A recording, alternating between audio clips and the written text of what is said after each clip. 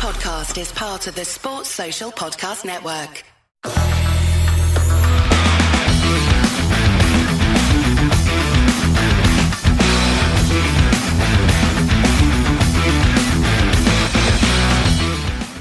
Welcome to the very first episode of StormCast, your official Manchester Storm podcast, as we get more and more excited for the new season. I'm your host, Craig Anderson, and we'll talk to everyone we can who is or has been involved with this great club in what is a fantastic new era ahead. Subscribe to us now across all the podcast providers to hear what's been happening across the Storm. So, as it's our first episode, it only felt right to invite the main man on to be our first guest, and it's fair to say he needs no introduction, but I'll give him one anyway. He first joined us as a player in 2019. He went on to make 285 appearances in a Storm jersey, scoring 66 goals and assisted in a further 129 for 195 points in total. Now he retired in 2025 but was soon behind the bench as Storm's head coach, leading the team to a very creditable 6th place finish and into the playoff finals weekend, a first for Manchester Storm in the Elite League era. Oh, and a GB international player as well. I think I've covered it all.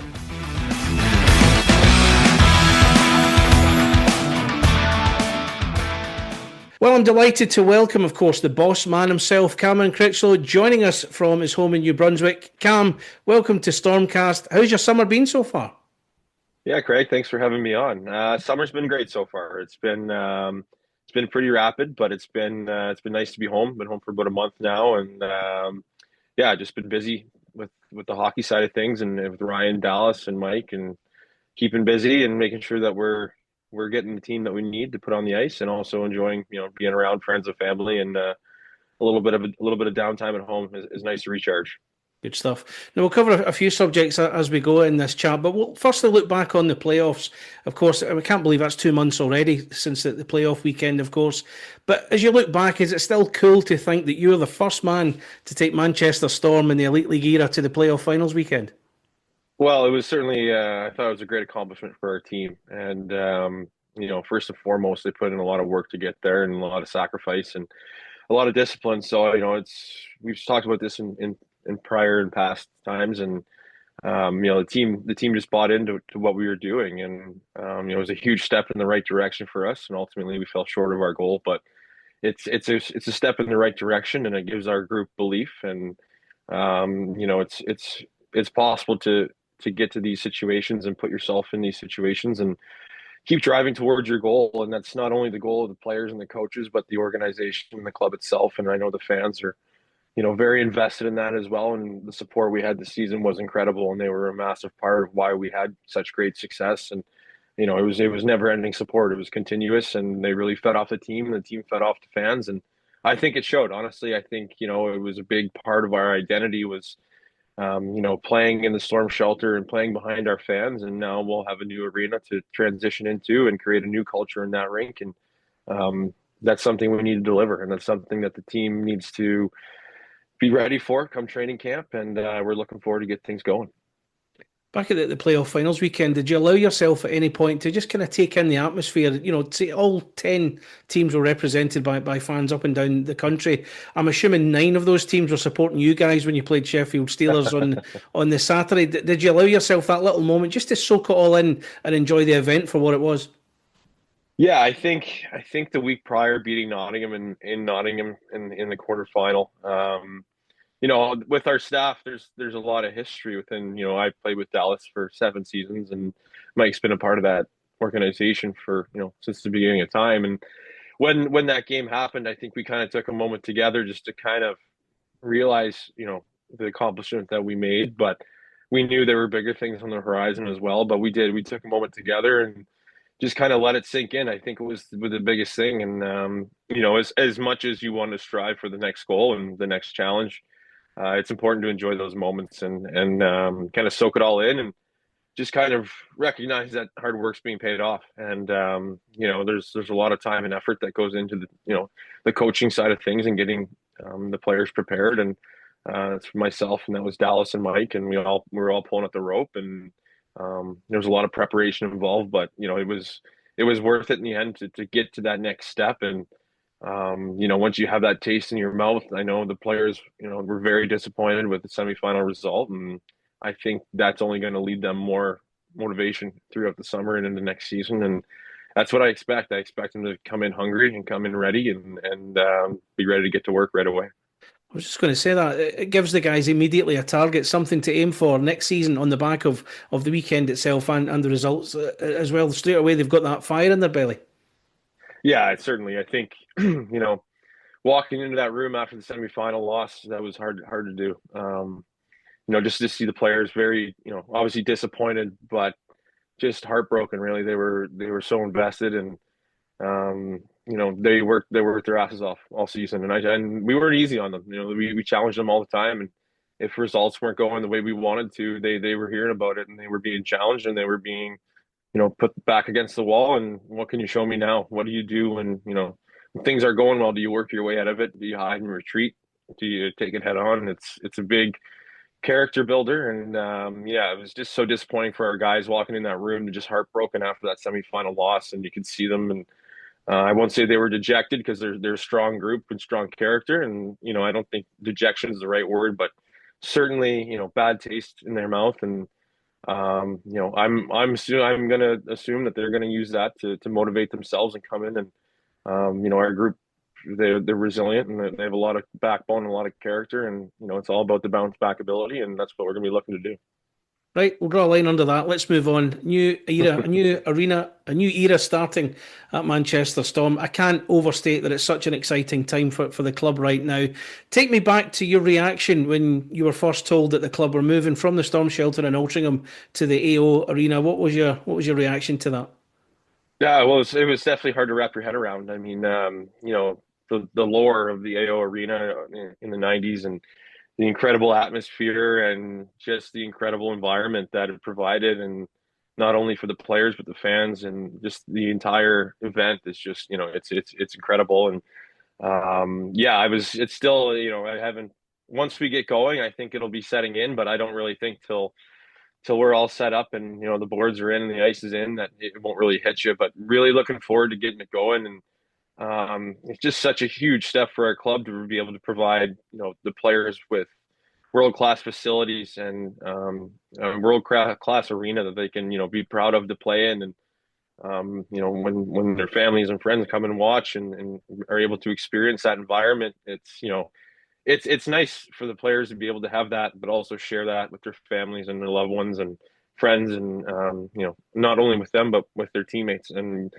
it's going to be a bit of a legacy year. I think, guys are, as much as we've built and as much as we created to get to this point, now it's their era into the new arena. And, it's on us to create something special and create a winning environment and a winning organization. And I know that, the guys that we have right now that are coming back are more than willing and ready to take that challenge and take that step. And just something we have to establish right away. And it's going to be a lot of fun. It's going to be hard work, but it's going to be something I really look forward to.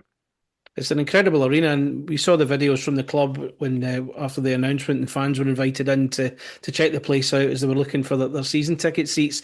Now, it is, of course, a concert venue as well. It holds all sorts of events. Have you visited the building before? Obviously, the PR stuff and everything. Did you go to any concerts there before to get an idea of what the place was like? I've been to a few events, certainly. Back in my playing days, we went to a few concerts with the boys, a few good Blink 182 concerts, some other ones. I've been to the Davis Cup there for tennis. It's a great venue. Like, it's just, when you walk in those doors, and I remember going through some of the PR stuff towards the end of the season. You walk through those doors and you walk onto the arena floor, and it's special. It's a feeling that it's really hard to put into words. It's really hard to describe, and it's a magical feeling when you walk out there and you see the lights and the seats in the stadium. It's incredible, and you're trying to picture the players on the ice and envision that. And it's going to be special, and it's going to be something that I think our organization deserves, first and foremost, with all the hard work that's been put in, and to have a world-class venue and a place to call home that you're extremely proud of, and you want to build that legacy. Like I mentioned before, it's something that it's special, but it's on us. And you can have all the world class facilities and all the best things available. If you go on the ice and you don't perform, then it's not worth anything. Now we'll get Mike Moran on a later date, but I can imagine he's very excited about returning. He, of course, played there as a player back in the 90s. Has he been relaying his experiences of playing there in the past to you guys? Oh, he has been for the last decade. I mean, I think the only word to describe is nostalgia for Mikey. I think, it's what an incredible journey he's had for, coming over to play for the Storm in the 90s, remaining here, and then being back on the staff with the Storm throughout the years and now returning. I know it's something he's excited for. It's personal for him, right? And there's so much pride involved, and he's the only one within the entire organization that's been in the room and been in the building and experienced that. And so we'll lean on him, and just super excited for him to be back in that building. Yeah, just it's going to be a great experience, and it's going to be the old guard meets the new, and yeah, it's something that we want to continue and get that winning legacy back in the Storm culture. Yeah, definitely. That opening night's going to be a special one. Have you dared yourself to think of opening night and what that might feel like when you're there? Yeah, certainly. I think it's hard not to let your mind wander to that scenario, but it's one day at a time, and yeah, that's something we're definitely looking forward to, without a doubt, and hopefully we can get that, the arena packed and as many people in there as we can, and have a great environment, and get the win. But there's a lot of groundwork and a lot of framework that has to go into it beforehand till we get to that point. We'll have a good training camp. We'll have a hard stretch and get guys prepared, and it's their job to come in from the summer and in shape and ready to go, and that's something that's been communicated with them. We need to hit the ground running and get going right away. And it's been fun building this team to this point. There's still a few things that we need to address, but yeah, we're really happy with the product that we have so far, and we're looking forward to getting a lot of guys that we have had success with in the past, with a bit of a new guys coming in. As this team's already announced, and we think that there's going to be a bit more offensive punch to our team, and a little more depth scoring wise, and that's what we've addressed first and foremost. So let's move on to the team then. That was going to be the next subject. You've certainly been busy, and I think you've kind of covered my next question already. Take us through your thinking and where you felt you needed to improve the team, and how you've gone about achieving that when it comes to the players you've identified and what they'll bring overall. Well, I think it's hard to overlook the goaltenders. I think that was probably our first thing we wanted to get locked down, and getting Drew and Evan back is huge. I think obviously it's the most important position in the game, hands down. We had great goaltending from both Drew and Evan when needed, and Drew down the stretch was incredible, as we've seen. Those are important to get those guys locked up. Guys like Brady Gilmore, Brandon Cutler, guys have been backbones for this team. There's other guys, Joe Nardi, a few that I won't mention yet. They haven't been announced, but let the fans look forward to that. And yeah, I think it was important to bring back. You want to bring back what you can, and obviously Nick Welsh leaves a pretty big hole. But Dryden Dow coming in, that's a pretty good person to come in and help on the back end, along with some other guys. And yeah, I think it's exciting to see places where you can improve. I think we just needed to get deeper scoring. I thought we had pretty even scoring throughout the lineup last year, but we need those numbers to get up. We need more goals. We need more offense. If Drew's going to be stopping the puck and we're going to be good in our own end, we need to find a way to get puck in the net in the offensive zone. And one thing I will say is, playing in the Storm shelter, it was a bit of you were limited in what you could create offensively. A lot of it was along the boards from the goal line, from the blue lines, and now we're going onto a bigger ice surface, and we'll have a lot more room to create with a lot more creativity and a little bit more dynamic style offensively. And we're excited to implement that stuff. I know for myself, it's fun to watch the players be able to be creative and be offensive. They're all skilled, they're all talented, and now they're on a surface where they're able to show that a little bit more, and they're allowed to show their speed a little bit more, a little more open ice, a little more vision, a little more hockey IQ. It's exciting to see this, and I'm excited to implement some new systems and some new tactics. And yeah, it's going to be interesting, and I'm excited to see guys showcase their skill. And I was going to touch on that as well. Continuity in the team going by the guys that you brought back. And so far, from what we know, there's been a large chunk of last season's team have come back. Was continuity quite high on your list and what you wanted out of this team for next year? Yeah, certainly. I think it's not always easy. And I know the way fans see it sometimes is, why couldn't you retain this guy? Obviously, Tyler Heinen leaving is someone, that I have a ton of respect for. Played with Tyler, Coach Tyler. It was a pleasure on both sides of it. He's a hardworking guy. He loved the Storm culture. He loved the club, and he left it all out there for us. And I think for him, I hope he has a great opportunity and with his new club in France. And yeah, I mean, if there's guys you want to bring back, it doesn't always work. Whether it's there's so many different aspects that go into it, and I'll leave that on this side of the management. But yeah, you want to bring back guys when you can, and it's not always easy to get everyone back and get everyone what they need and what they want in terms of many different platforms. But yeah, I think we did a good job. We've announced quite a few. There's a few more that are left to be announced, and then there's also a few that are up in the air still. So we'll keep working on that and try and get the best club possible on the ice. How much does it help now you've got the new arena coming up to sell to players that you're maybe looking to sign? Does that make life a bit easier for you in that regard when it comes to the negotiation? Yeah, slightly. Yeah, no, it's when you're recruiting players, that's always one thing they're going to ask about is how is the arena, how is the rink, what's it like, and we were kind of notorious for the facilities we had before, and guys were aware of that coming in, and maybe a bit hesitant when recruiting guys. That would be a deciding factor for them, and maybe that's where we would lose players to other teams based on other better arenas, and now that excuse is eliminated. And we have a world-class facility like we spoke about before, and I think that's a place and a venue where guys really want to play and take pride in playing in. And yeah, it certainly helps recruiting, no question.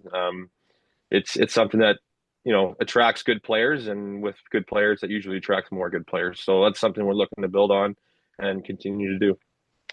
Now, new faces wise, there's been three so far as we record. Dryden Dow, I'd say a new face. We all know him from his time in Dundee, of course.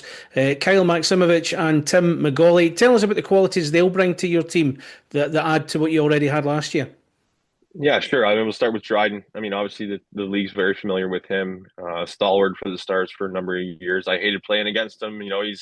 He's probably a bit smaller in stature, 5'10", but he's thick and he plays hard. And he's a guy you don't want to go into the corner with.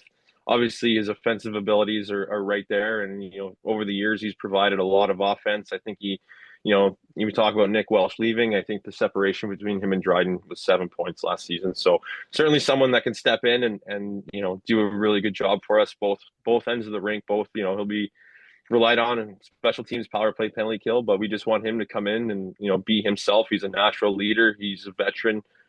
He knows what it takes to win, and that was the biggest selling point for me with him and trying to get him here was we're trying to build that championship culture, and we want to win, and we want to win now, and we want if that's something you want to be a part of, then you're a guy that we would really like to have, and we were able to agree on that, and really looking forward to get Dryden in the lineup.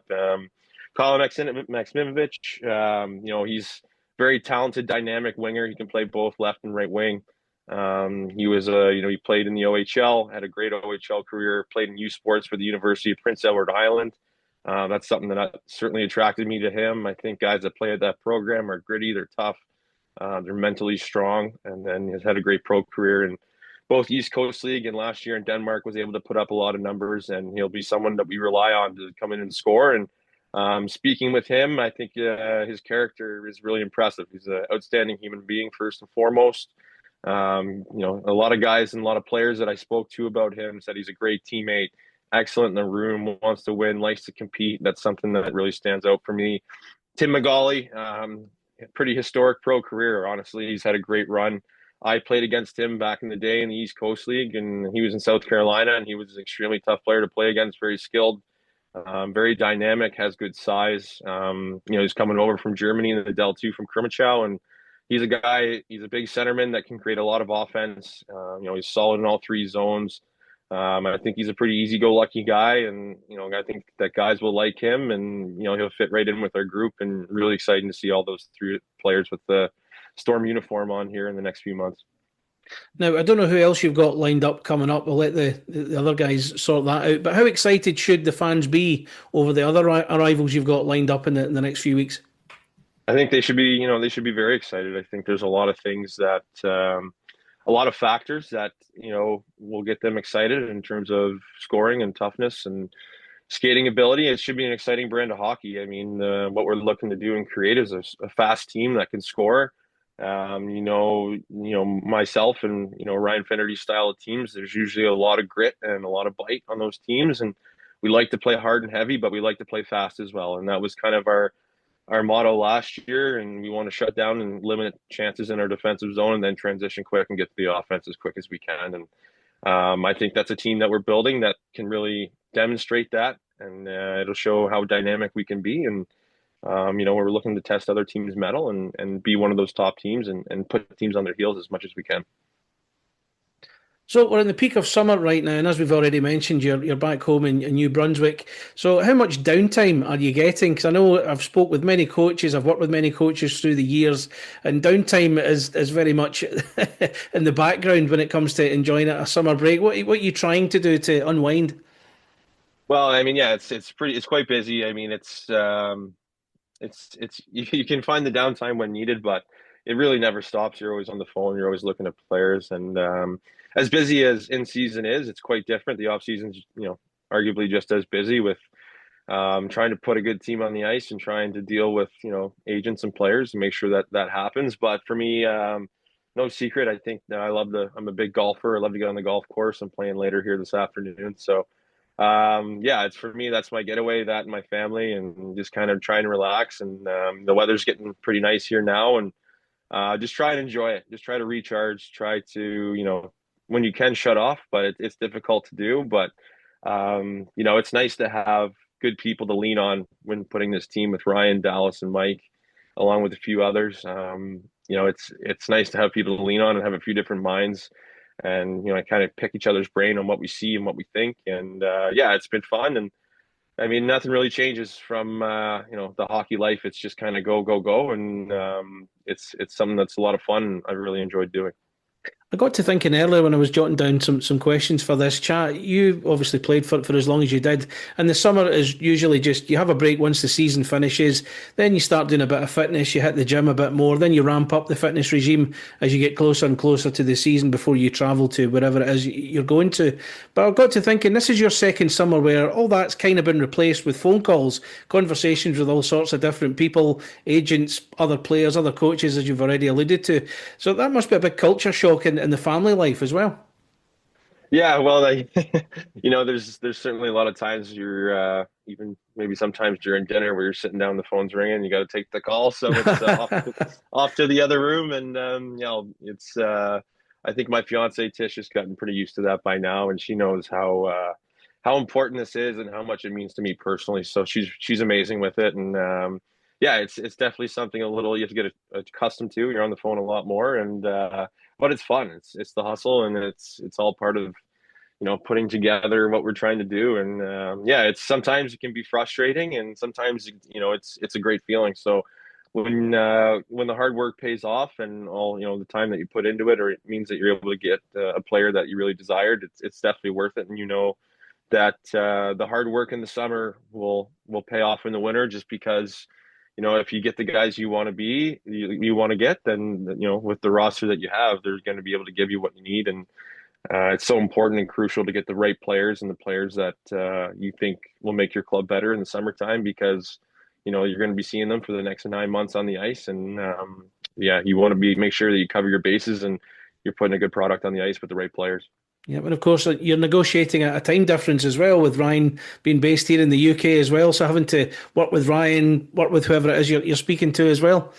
Yeah, it's not too bad here, honestly. It's only 4 hour difference with the UK, so it's not too bad. But yeah, usually first thing when I wake up, me and Ryan have a little catch up, talk about what we want to attack on the day, and then some days are busier than others, some days are slower. But usually by midday or afternoon, when you think it's going to be a slower day, things really pick up, and you're busy all evening. So it's a bit different. But for me, recruiting with the imports, it's a lot easier. They're either in typically, if they're not European, they're in the United States or Canada, and usually the time difference isn't so bad, so it's a little bit easier speaking with players directly. But it's all part of it, and you got to manage your time and make sure that you're making those calls and speaking to the right players. Now, as we've already mentioned, you're in Canada right now. The Football World Cup is underway. I don't know if you're much of a soccer man, as they say over your way. In Canada, the US and Mexico. Has World Cup fever hit your part of the world in particular? Yeah, certainly it has. I mean, I think it's hard not to be a football fan living in Manchester. We try to get to a couple matches a year, and yeah, it's been pretty cool to experience. Obviously, I mean, where I live, we're kind of far away from where the World Cup's being played, but there's definitely a bit of buzz around. I know out east in New Brunswick, and I have my Canada World Cup shirt, so it's the Canadian teams. They're facing a lot of injuries right now, but hopefully they can sneak out some wins. And it's an exciting time. You get to see the world's best players on the best stage, and yeah, I think it's pretty cool. And I know in Manchester, I have a lot of friends that'll be rooting for England, and hopefully they can get past the demons and get a win. What about Scotland? Come on, you can't leave out Scotland. Hey, I would love to see Scotland too. I would love to see Scotland do well. No hate for Scotland, big fans, and any team in the UK, I hope they do well. I had to get that in there. Of course, in the world of ice hockey, the Stanley Cup final was resolved just the other day as well. Carolina Hurricanes. Did you get right into that? Did you get watching all the games, and what did you make of the outcome? Yeah, I thought it was an incredible Stanley Cup final. That series was amazing. Carolina just plays with so much speed. They throw so many pucks on net. I think they were able to manage their injuries. They were lucky to stay fairly healthy, and yeah, their speed was overwhelming. I thought it was really impressive, and you see Rob Brindamore talk about all these different nuances and different things and the way he approaches every day and approaches the game. I think it's pretty impressive, and yeah, even for Freddie Anderson to go down and Bussy to come in and shut the door for Carolina, I thought that was pretty cool. I really like Vegas' style too. I thought they played hard, they played heavy. They made it really, really hard on teams. I think you saw that in the conference final for them. They just dominated, and they're a team that battles, and I think they were probably a little more banged up than Carolina, which probably hurt them. But you see the thing about the Stanley Cup Finals is just like for me, it's just the compete and what guys are willing to sacrifice to go out there and win. I think you see Braden McNabb take a slap shot right to the face from Ehlers. Gets 40 some stitches in his face, and right back out to the next game.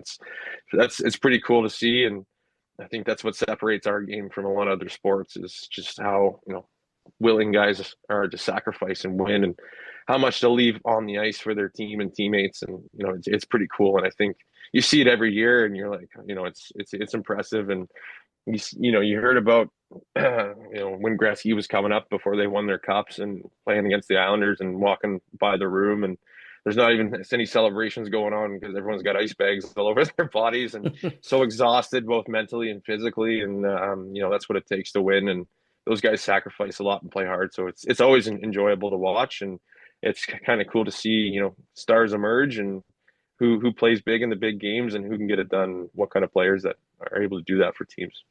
So can I ask who your team is then? Who's your NHL team? I support the Toronto Maple Leafs, so a lot of